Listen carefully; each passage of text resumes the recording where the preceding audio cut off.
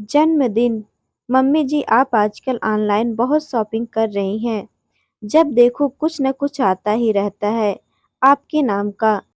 नित्या ने सासू माँ सुमिता जी से कहा, बहू ये सब मैं नहीं मंगवाती। मेरे पास इतने पैसे ही कहाँ रहते हैं जो खरीदारी करूं। ये सब तो राशि और बड़ी बहू भेज देती हैं।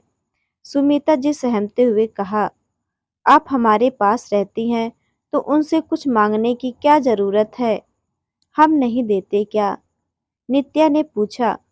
बहू ये तो तुम अपने ही दिल से पूछो, कहकर सुमिता जी पैकेट खोलकर देखने लगी। देखा तो नित्या ने भी। तभी सुमिता जी के फोन की घंटी बजी। देखा तो बेटी राशि का फोन था। हाँ हेलो बेटा, माँ जन्मदिन की बधाई हो। ये तो बताओ सूट कैसा लगा? आज तुम्हारा जन्मदिन है ना, इसको ही पहन लेना।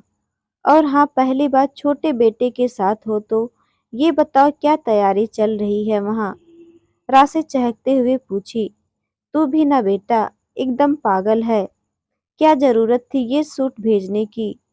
अरे नित्या लाती है ना मेरे लिए।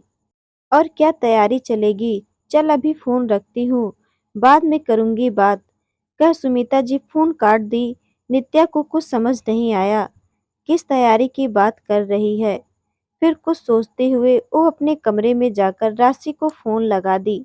दीदी, आप किस तैयारी की बात कर रही थी? आज कुछ है क्या?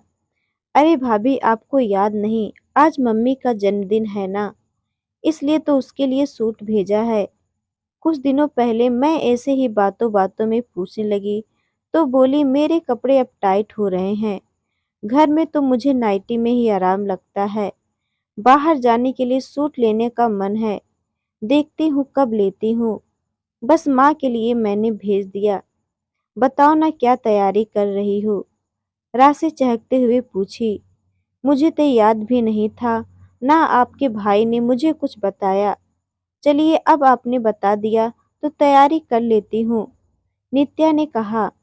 सुमिता जी कमरे में आंख बंद करके लेटी हुई थी। उन्हें सुबह से थोड़ा बुरा लग रहा था कि ना बेटा ना बहू किसी ने जन्मदिन की बधाई नहीं दी। ऊपर से तोहफा देखकर नित्या कैसे बोलने लगी। एक मैं हूँ जो भी हाथ में थोड़ा बहुत पैसा ये लोग देते हैं वो भी उन्हें तोहफे देने में खर्च कर देती हूँ। 2 महीने पहले ही नित्या का जन्मदिन था। वो उसके लिए कितने प्यार से तोहफा लेकर आई थी। नित्या भी देखकर खुश हो गई थी।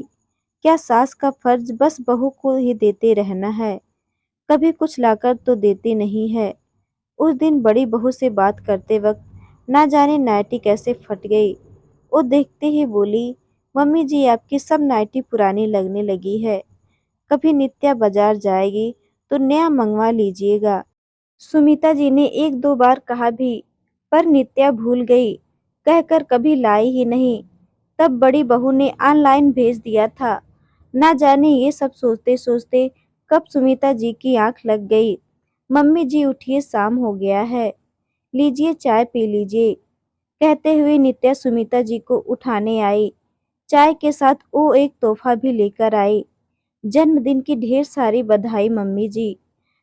सॉरी, मुझे याद ही नहीं रहा, कहते हुए वो सुमिता जी को तोहफा पकड़ा दी। सुमिता जी तोहफा एक किनारे रखकर बोली, बहू इन सब की कोई जरूरत नहीं है और तुम्हें सॉरी बोलने की कोई जरूरत नहीं है। बस जरूरत है तो इतना समझने की कि जब मैं यहाँ पर हूँ तो भी तुम्हें मेरे लिए सोचने का वक्त नहीं मिलता। कुछ लाने को कहूँ तो नहीं ला कर देती हो, पर वहीं पर तुम अपने मायके कितना कुछ ऑनलाइन भेजती रहती हो। कमाता मेरा बेटा है, पैसे लाकर सब तुम्हारे हाथ में रख देता है। ये बोलते हुए कि घर के लिए और मम्मी को जो भी जरूरत हो इसमें से ले आना, पर तुम कभी नहीं लेकर आई।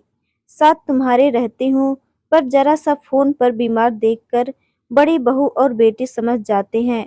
वो फटाफट ऑनलाइन सामान भिजवा देते हैं, पर तुमसे नहीं होता।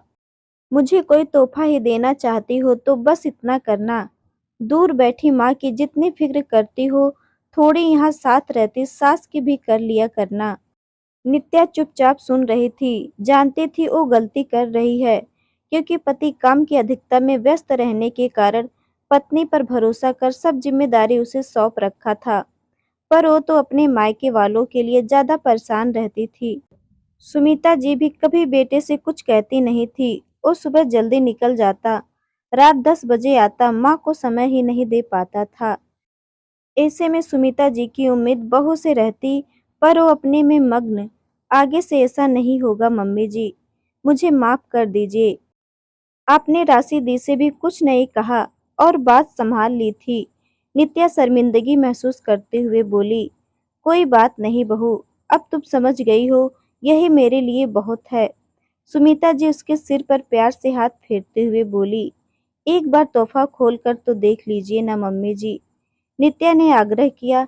सुमिता जी ने जब पैकेट खोला, आश्चर्य से भर गई। वो बहुत पहले बेटे से कही थी, मेरे सोने की चैन टूट गई है, खाली गला अच्छा नहीं लगता, इसे बेचकर नया ले आते। समय अभाव में बेटे को लाने का होश ही नहीं रहता था। बस नित्या को आज मौका मिल गया तो वो सास के लिए चैन ले आई। चलो बेटा नहीं बहू ही सही, मेरी बात मान तो ली। कहते हुए सुमिता जी हंस दी। पहन लीजिए मम्मी जी, बहुत दिनों से आपका गला सूना पड़ा था।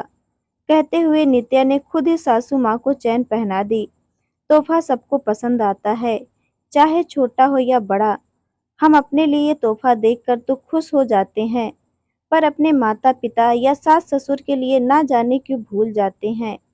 कभी एक छोटा सा तोहफा उन्हें देकर देखिए, उनके चेहरे की खुशी और आपको ढेर सारा आशीर्वाद मिलेगा।